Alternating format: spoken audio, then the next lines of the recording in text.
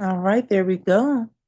Good, good evening for those who are catching this message live.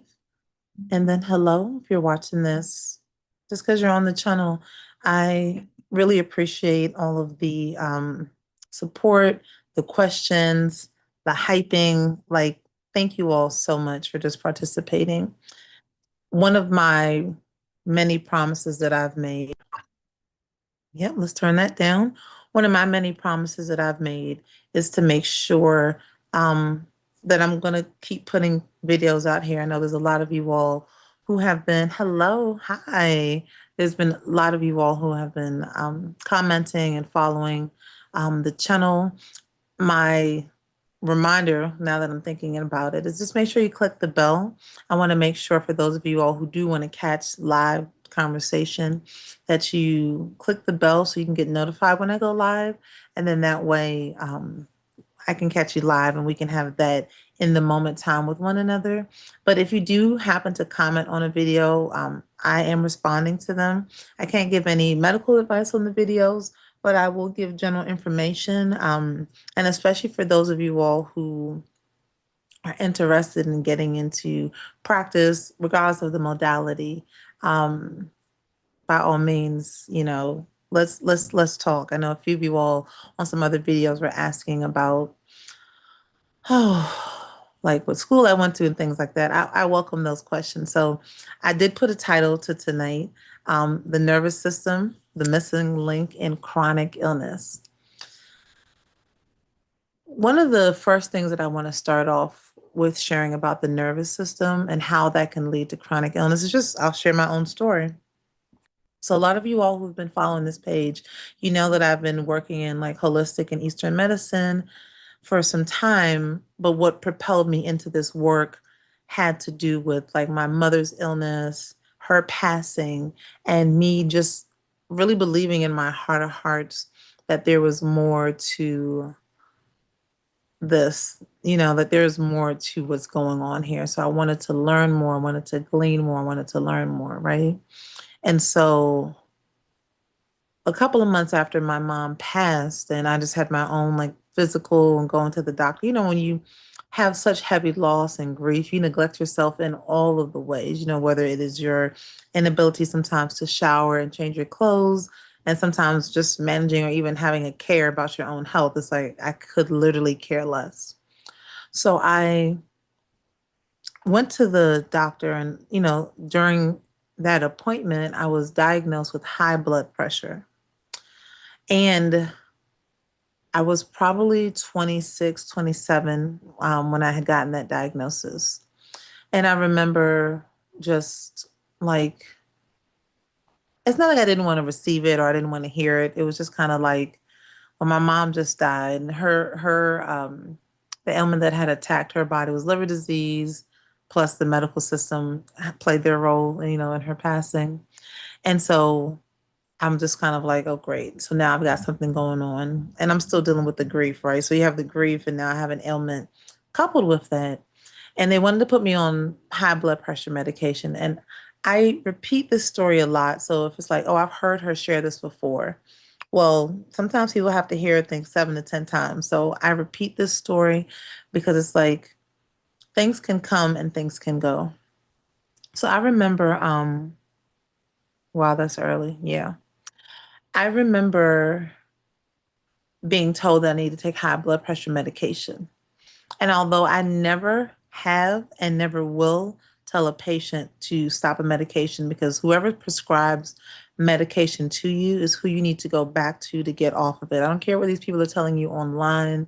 I don't care what, some herbalist or whatever. It's dangerous if you're on a medication and you don't properly get off of it. So if you're taking a medication and you have interest and ambitions of getting off of it, please go back to your prescribing physician. And I just want to say that. So even as someone who has her own credentials, we practice responsible medicine over here. Okay. So I just know that I didn't want to take the medication because one of the things that my mother had dealt with was what was called a medically induced coma. And it's like, well, what does that mean? I mean, it means as it sounds. She got into a coma definitely can be hooked in. Yeah. She got into a coma because her liver, which is like your internal filter, right? So this filter works for a bunch of different things in the body. But anytime you take a medication, you're taking something oral, you take a supplement, because this is not just to sit here and bash big pharma or to bash biomed. You take a supplement, that's going to be kind of inspected by the liver first. So you never get 100% bioavailability, which is why with my patients, we use a lot of homeopathy, which we take sublingually.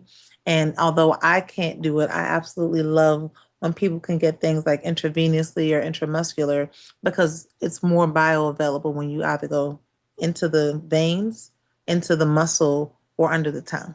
That's my 2 cents. And so when you take something orally, your liver has to like get it, and then you may get a percentage of it, maybe 80%, 70%, 60%. And there's, if you ever want to know, well, how much of this medication am I actually getting if I take it orally? Your doctors and pharmacists should be able to walk you through that. But when you have a liver that's malfunctioning, which hers was, it's like, okay, I'm not functioning. So all the medication that's coming in isn't going through this first bypass process, which is what it's called. And more of the medication is now circulating in the bloodstream. Very long story short, it put her into a medically induced coma because too much of the medication was circulating around her body. And you may be wondering, like, well, why are you bringing this up if we're talking about nervous system and chronic illness? Well, high blood pressure is one of the many chronic illnesses that exist out there.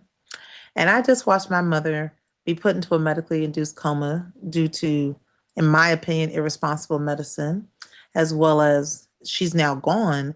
And now I have high blood pressure and I'm being told to take medication. So I told them absolutely not. And at the time, I wasn't a practitioner. I was just like, I'm not doing it.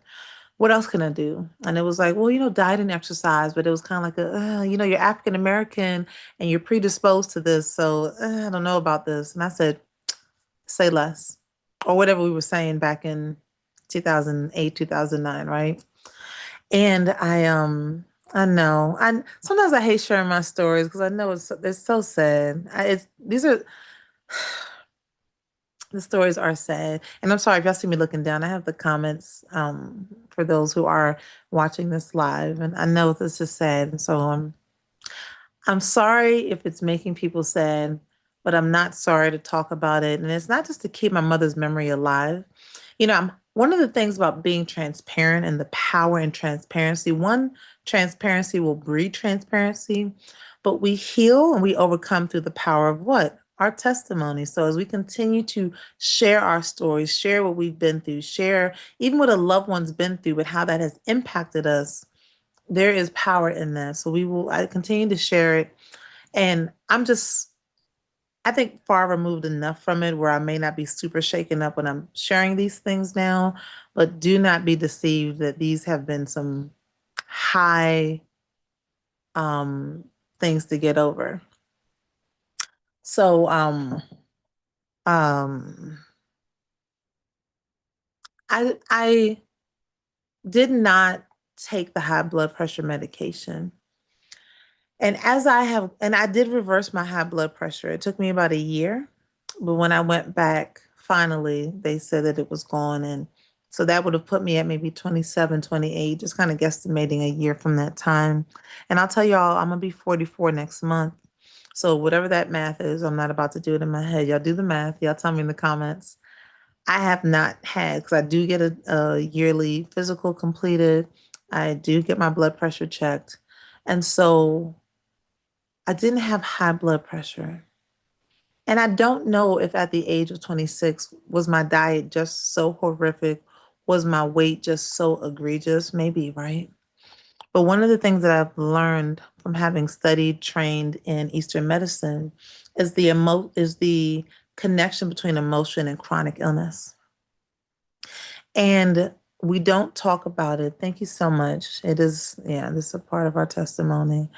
I don't share it, excuse me. the link between chronic illness and, trying to read yeah, I would go live, trying to read comments. I was like, let me lock into what I'm sharing.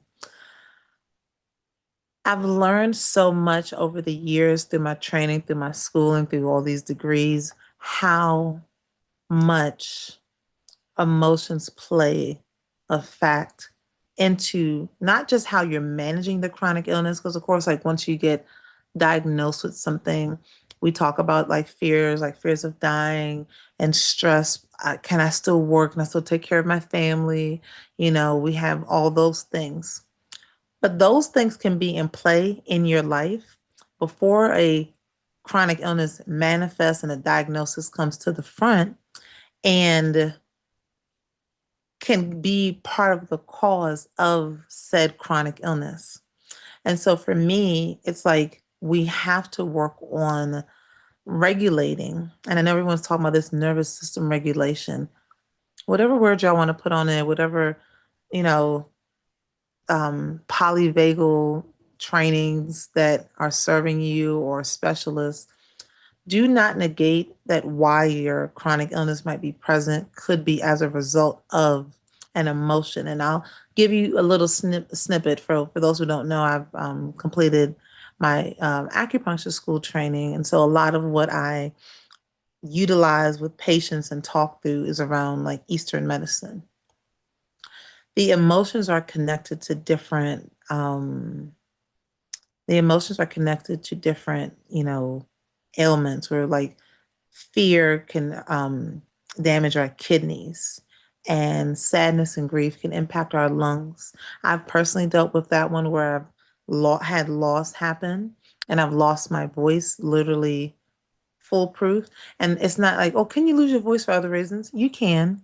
But when I've had, those occurrences happen, but then we followed treatment plans as it related to Eastern medicine, acupuncture, grief, and like lungs, my voice comes back. So I'm like, this is absolutely as a result of that.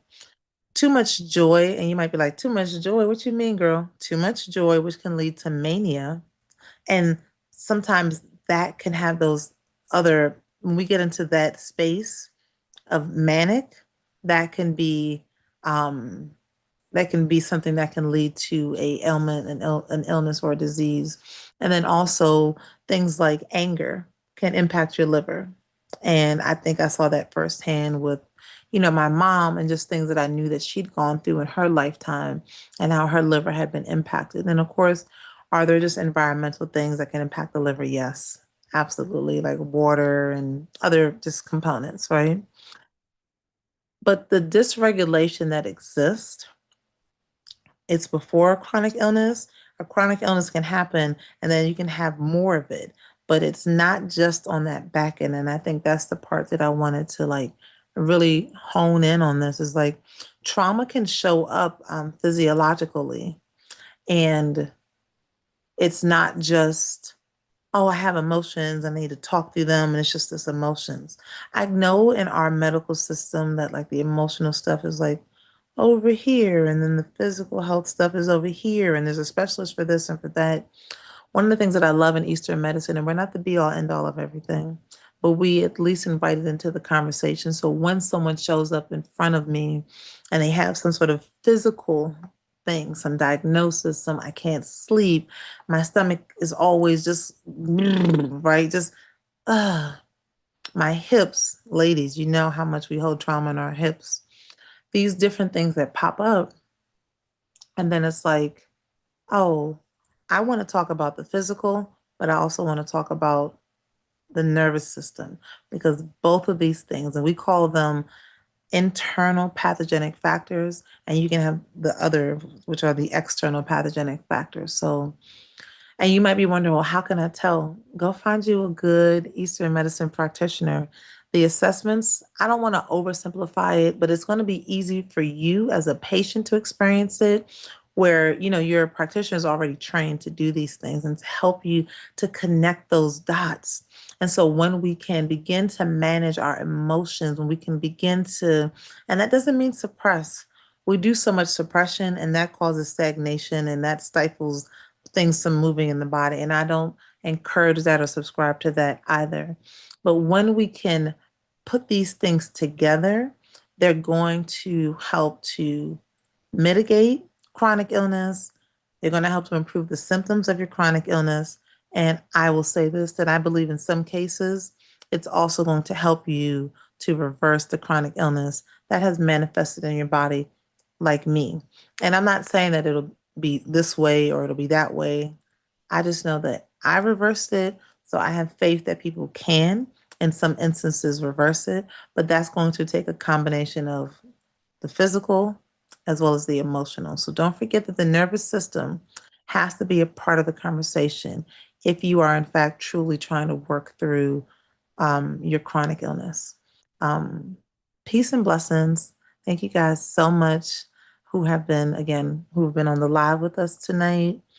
And if you're watching this video, like I said, on playback, I appreciate the support. If you comment, I will respond back to you. Other than that, I will be back on again soon. So you guys take care.